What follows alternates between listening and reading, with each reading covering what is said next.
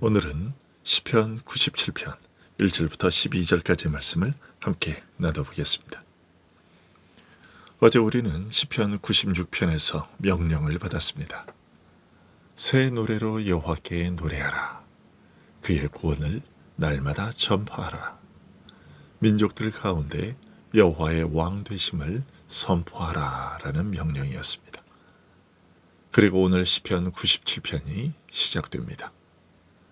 그 선포를 들은 세상에서 무슨 일이 일어나는지, 여호와가 왕이시라는 것이 실제로 어떤 모습인지 시편 97편이 그 광경을 펼쳐 보입니다. 여호와께서 다스리시라니 땅은 즐거워하며 허다한 섬은 기뻐할지어다. 같은 선포로 시작하고 있습니다. 여호와께서 통치하신다. 시편 93편에서 처음 선포되었고 96편에서는 민족들에게 전파하라 라고 했는데 오늘 97편에서는 그 통치의 성격과 결과가 그려지고 있습니다. 그리고 온 땅이 기뻐하고 허다한 섬들까지 기뻐합니다. 2절부터는 이 기쁨의 이유가 무엇인지 차근차근 풀어갑니다. 구름과 흑암이 그를 둘렀고 의와 공평이 그의 보좌의 기초로다.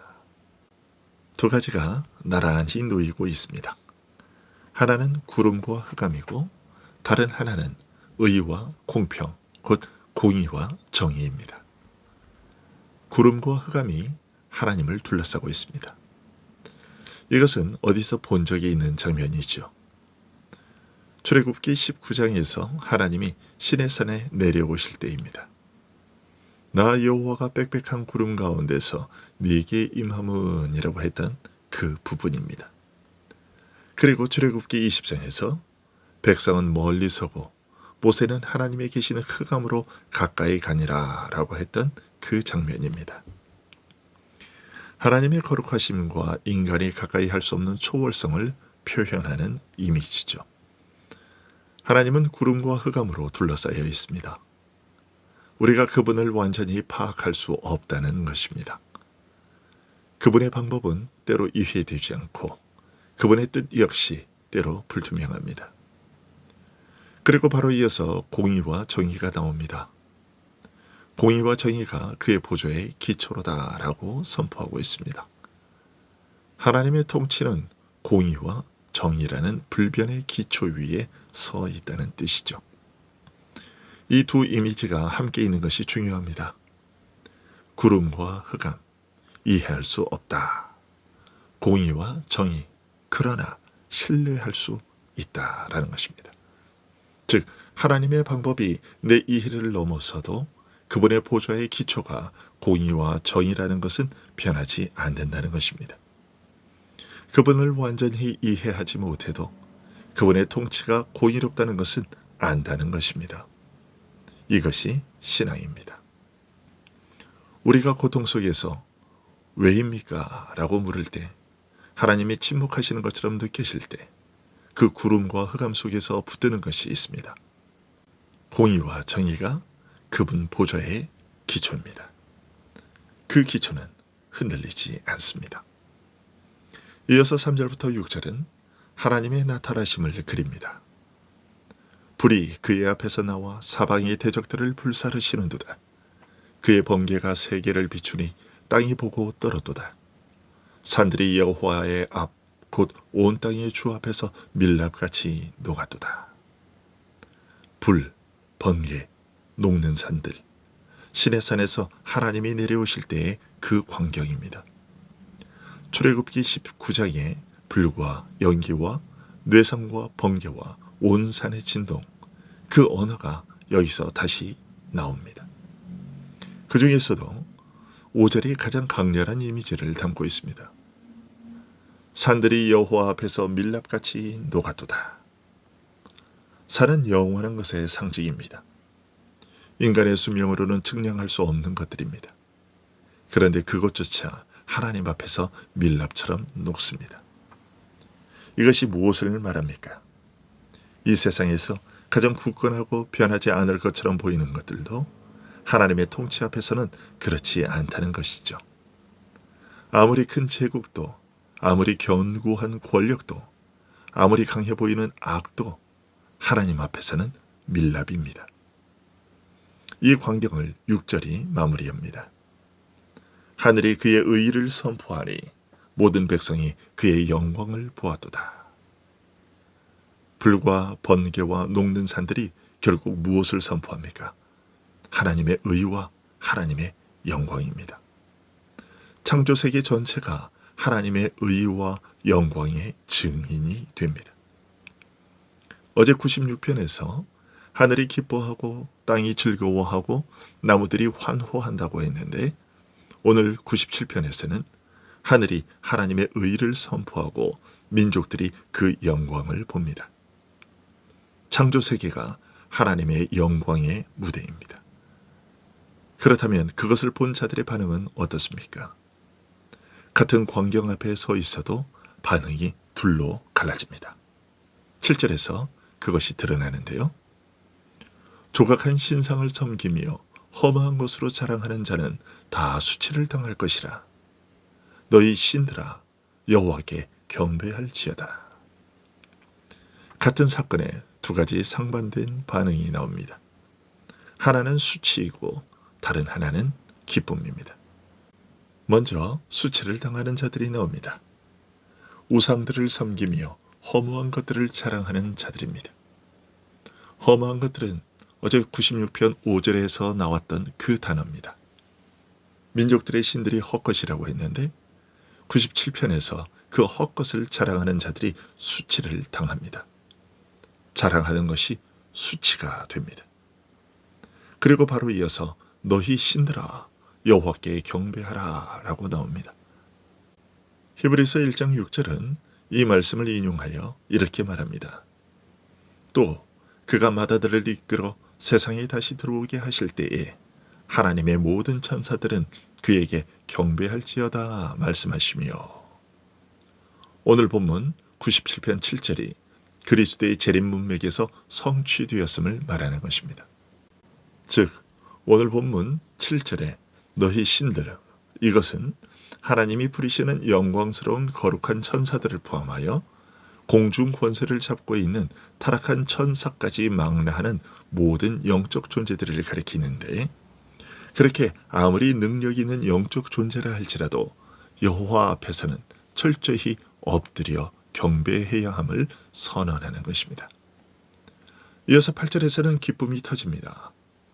여호와여 시온이 주의 심판을 듣고 기뻐하며 유다의 딸들이 즐거워하였나이다. 기쁨의 이유가 무엇입니까? 하나님의 심판이 기쁨의 이유입니다.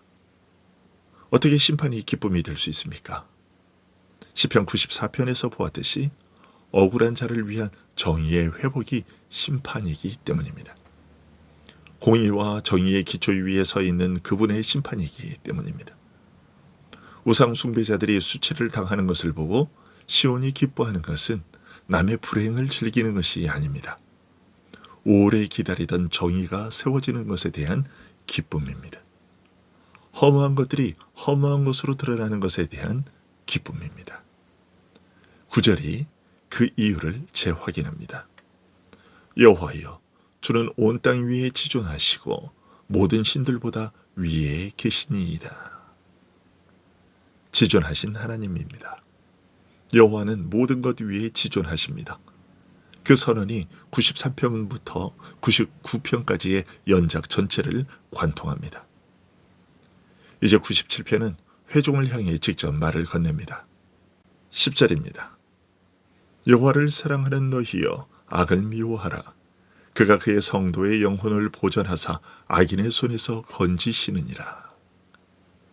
여호와를 사랑하는 자들에게 악을 미워하라고 명령하고 있습니다. 흥미로운 명령입니다. 하나님을 사랑하라고 하지 않습니다. 이미 사랑하는 자들을 향해 말하고 있기 때문입니다. 그 사랑하는 자들에게 악을 미워하라고 말하고 있습니다. 사랑과 미움은 반대처럼 보이지만 이 명령 안에서는 연결되어 있습니다. 무엇을 사랑하는가가 무엇을 미워하는가를 결정합니다. 하나님을 사랑한다면 하나님이 싫어하는 것을 미워하게 됩니다. 악을 미워하지 않으면서 하나님을 사랑한다고 말하는 것은 자기 모순입니다. 사도 바울이 로마서 12장 9절에서 악을 미워하고 선에 속하라 하고 말합니다. 10절의 명령에 대한 메아리입니다. 그리고 10절 하반절에서 약속이 나옵니다. 그가 그의 성도의 영혼을 보존하사 악인의 손에서 건지시느니라. 악을 미워하라는 명령과 생명을 보존하신다는 약속이 연결되고 있습니다. 이것이 97편의 논리입니다.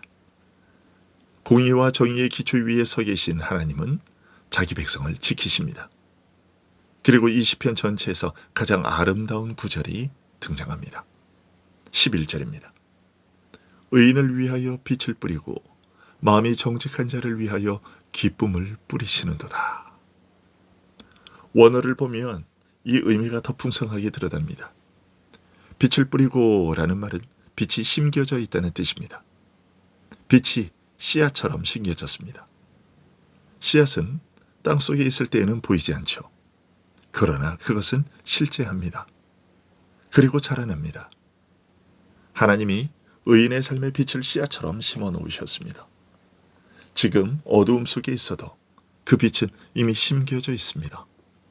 지금 고통 속에 있어도 기쁨의 씨앗이 이미 뿌려져 있습니다. 드러나지 않았을 뿐 사실은 자라고 있는 것입니다. 그리고 때가 되면 반드시 드러날 것입니다. 이 빛이 심겨져 있다는 이미지가 신약에서 요한복음 1장 5절에서 성취됩니다. 빛이 어둠에 비추되 어둠이 깨닫지 못하더라. 그리고 요한복음 8장 12절에서 예수님이 말씀하십니다. 나는 세상의 빛이니 나를 따르는 자는 어둠에 다니지 아니하고 생명의 빛을 얻으리라. 의인을 위해 심겨진 그 빛이 예수 그리스도 안에서 완전히 나타났습니다. 어두운 세상에 빛이 오셨습니다. 그 빛이 우리 안에 심겨져 있습니다. 지금 어두움이 우리를 둘러싸고 있어도 그 빛은 취소될 수 없습니다. 12절은 이 모든 것을 하나로 모아 마지막 명령을 내립니다. 의인이여, 너희는 여호와로 말미암아 기뻐하며 그의 거룩한 이름에 감사할지어다. 10절에서 악을 미워하라 라는 말로 시작됐는데 12절에서 기뻐하라 라는 말로 끝나고 있습니다. 이 두 명령은 서로 연결되어 있습니다. 악을 미워하는 것이 기쁨을 가능하게 합니다. 허무한 것에 집착하지 않는 자가 여호와 안에서 기뻐할 수 있습니다. 오늘의 시편 97편은 우리에게 세 가지를 말하고 있습니다. 첫째, 이해할 수 없어도 신뢰할 수 있다. 구름과 흑암이 하나님을 둘러싸고 있습니다. 그분을 완전히 이해할 수 없습니다. 그러나 그분의 보좌의 기초는 공의와 정의입니다. 지금 내가 이해하지 못하는 일이 있어도 그분의 통치는 공의롭습니다. 둘째, 산들이 밀랍처럼 녹습니다. 이 세상에서 가장 견고해 보이는 것들도 하나님 앞에서는 밀랍입니다. 가장 강해 보이는 악도, 가장 변하지 않을 것 같은 문제도 하나님 앞에서는 그렇지 않습니다. 그분은 온 땅의 주인이십니다. 셋째, 빛이 심겨져 있습니다. 의인의 삶에 하나님이 빛을 씨앗처럼 심어 놓으셨습니다.